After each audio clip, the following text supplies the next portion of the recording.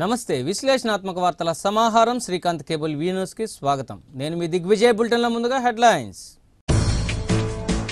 ప్రతి దళితుడికి ఆర్థికంగా చేయూతనివ్వడమే SC corporation ధ్యేయం। జిల్లాలో దళితులకు భూ పంపిణీ చేపట్టనున్నట్లు వెల్లడించిన ఎస్సీ కార్పొరేషన్ చైర్మన్ జూపూడి।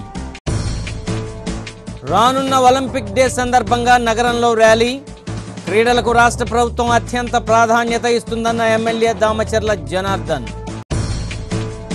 అంగరంగ వైభవంగా గద్దలగుంట శ్రీ రాజరాజేశ్వరి అమ్మవారి పంచదశ వార్షిక మహాకుంభాభిషేక మహోత్సవాలు। కుర్తాలం పీఠాధిపతులు శ్రీ శ్రీ శ్రీ సిద్ధేశ్వరానంద భారతి మహాస్వామి వారు పర్యవేక్షణలో జరిగిన పూజా కార్యక్రమానికి పోటెత్తిన భక్తులు।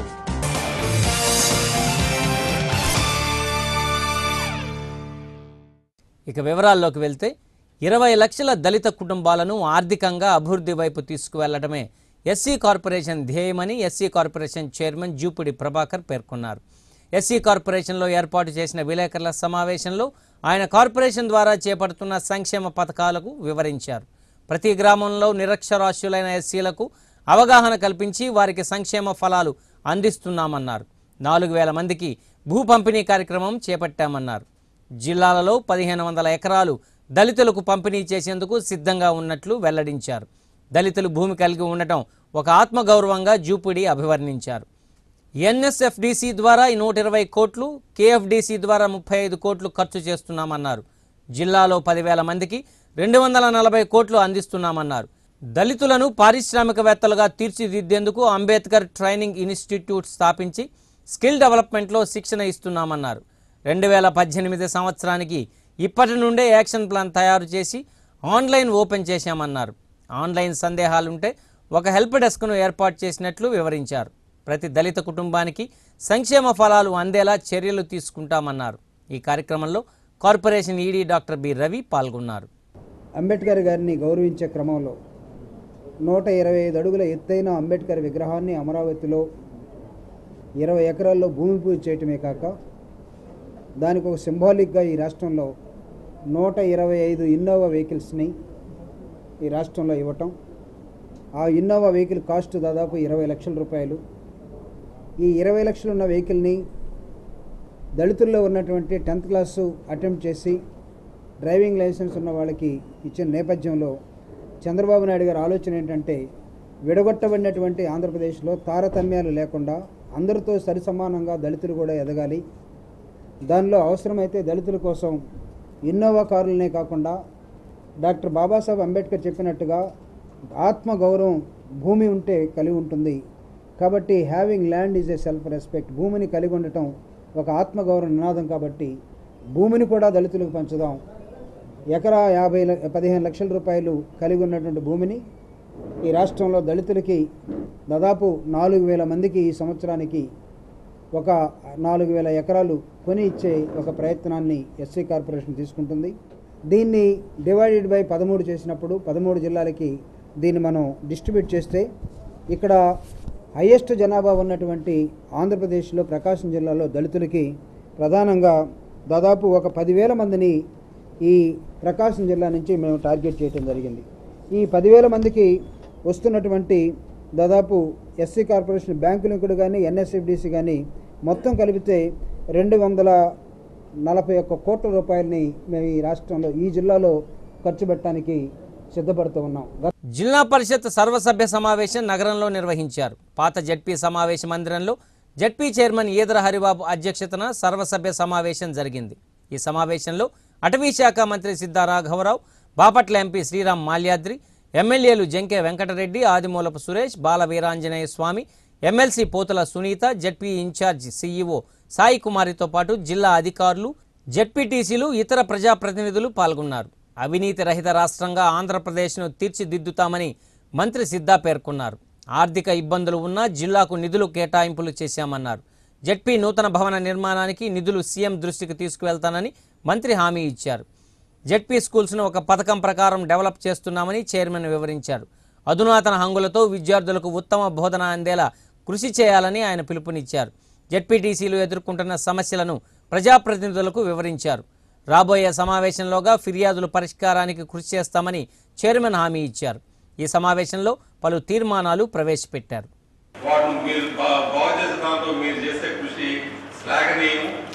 కాంపౌండ్ వాల్స్ కానీ ఇదే రకంగా చేస్తే ఇంకా 2-3 సంవత్సరాల్లో మన జిల్లా పరిషత్ స్కూల్స్ బాగా వస్తాయని మనమందరం కాన్వెంట్ స్కూల్లో చదువుకోకపోయినా నేను కూడా ఒక చిన్న ఎలిమెంటరీ స్కూల్లో జిల్లా పరిషత్ స్కూల్లో బ్యాక్వర్డ్ ఏరియాలో ఉండే జిల్లా పరిషత్ స్కూల్లో చదువుకున్నాను. అదృష్టం కొద్దీ పైకి వచ్చాను. చాలా మంది ఆ స్కూల్స్ నుంచి వచ్చిన వాళ్ళు అందరూ ఉన్నారు. నేను సీఎం గారితో కూడా చెప్పాను ఒకసారి ఢిల్లీలో కలిసినప్పుడు, సార్ మనం చదువుకున్న జిల్లా పరిషత్ స్కూల్స్ వాటిని కాపాడుకుందాము. ఈ కాన్వెంట్స్ వీటి మోజులో పడిపోయి కూలీ నాలి చేసుకునే జనాభా కూడా వాళ్ళ పిల్లలు షూ వేసుకొని యూనిఫామ్ వేసుకొని వస్తే అది చదువు అనుకుంటున్నారు. కానీ మన జిల్లా పరిషత్ స్కూల్స్ ఉండే బెస్ట్ టీచర్స్ కాన్వెంట్ స్కూల్స్ లో ఉండే వాళ్ళకంటే కూడా బెస్ట్ టీచర్స్ ఉన్నాయి. వాళ్ళ సర్వీసులు మనం సరిగా ఉపయోగించుకోలేకపోతున్నాము. మనం నెసరీ ఇన్ఫ్రాస్ట్రక్చర్ డెవలప్ చేసి స్ట్రెంగ్తన్ చేస్తే మన స్కూల్స్ బెస్ట్ స్కూల్స్ ఎంత పెద్ద క్యాంపస్ ఉన్నాయని కూడా చెప్పడం జరిగింది. చేద్దామా అన్నారు. చంద్రబాబు నాయుడు గారు నేనున్నానని చెప్పి మరి ముందుకు రావటం, ప్రజలందరూ కూడా ఆహ్వానించి అన్ని వర్గాల ప్రజలు కూడా ఆయన ఆదరించి 2014లో మరి అందరూ మెజారిటీతో ముఖ్యమంత్రి అయ్యారు.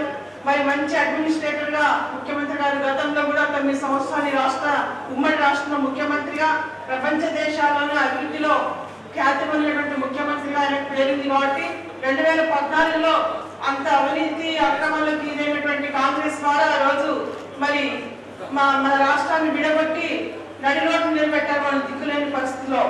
అయినప్పటికీ చంద్రబాబు నాయుడు గారు మరి రాష్ట్ర ప్రజలకు నేనున్నానని చెప్పి మనకి రాజధాని లేదు, ఫండ్స్ లేవు, 16,000 కోట్ల లోపలి చెత్త మన రాష్ట్రం ముందు విడిపోయిన నాటికి మొట్టమొదటి సంస్కరణ చేపట్టాలనేది ఒక సంకల్పం. ఆ సంకల్పంలో మీకు సంబంధించిన సహాయ సహకారం పట్టాలి.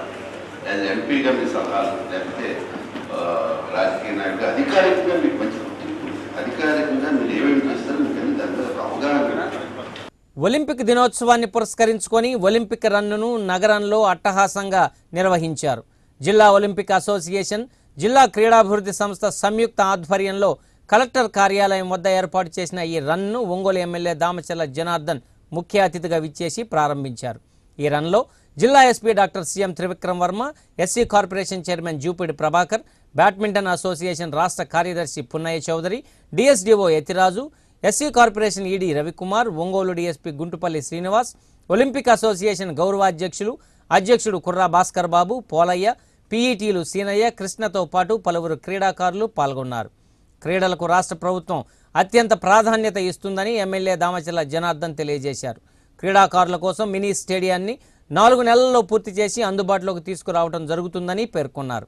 క్రీడాకారులకు అవసరమైన అన్ని సౌకర్యాలు కల్పిస్తామని హామీ ఇచ్చారు. రాష్ట్ర వ్యాప్తంగా అన్ని జిల్లాల్లో ఒలింపిక్ రన్ నిర్వహించడం జరుగుతుందని బ్యాడ్మింటన్ అసోసియేషన్ రాష్ట్ర కార్యదర్శి పున్నయ్య చౌదరి తెలిపారు. 25న అమరావతిలో జరిగే ఒలింపిక్ రన్లో ముఖ్యమంత్రి చంద్రబాబు పాల్గొని క్రీడాకారులను సత్కరించనున్నారని తెలియజేశారు. అనంతరం క్రీడా జ్యోతిని వెలిగించి ఒలింపిక్ రన్లో పాల్గొన్నారు.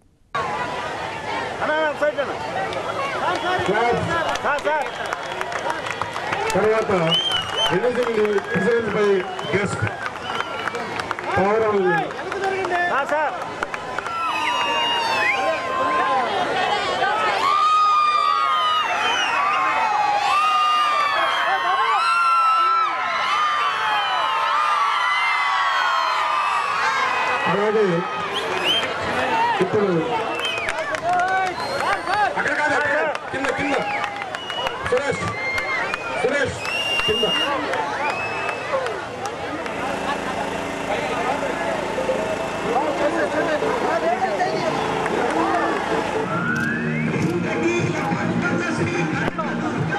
ఆడొచ్చింది.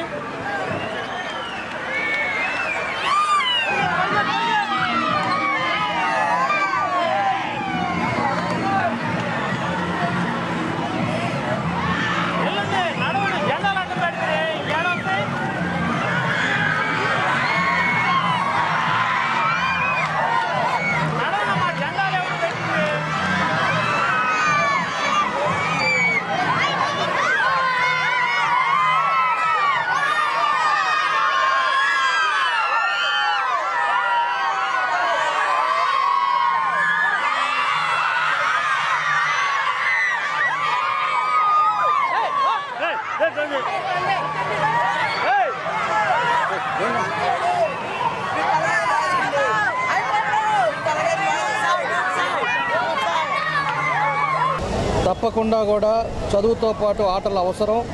ఈరోజు ప్రతి స్కూల్స్లో కూడా ఈరోజు మినీ స్టేడియం కూడా మనం వితిన్ 4 monthsలో రెడీ చేస్తూ ఉన్నాం. తప్పకుండా కూడా ఒలింపిక్ టీం మనకి ఏదైతే కమిటీ ఉందో వాళ్ళందరూ సభ్యులు ఉన్నారు కాబట్టి ఒంగోలులో కూడా ఒక మంచి కార్యక్రమాలని గేమ్స్ కూడా దాన్ని ఎంకరేజ్ చేసి తప్పకుండా స్టూడెంట్స్ అందరిని కూడా దాంట్లో పార్టిసిపేట్ చేసేటట్టుగా తొందరలోనే ఒక చర్యలు కూడా తీసుకుంటాం.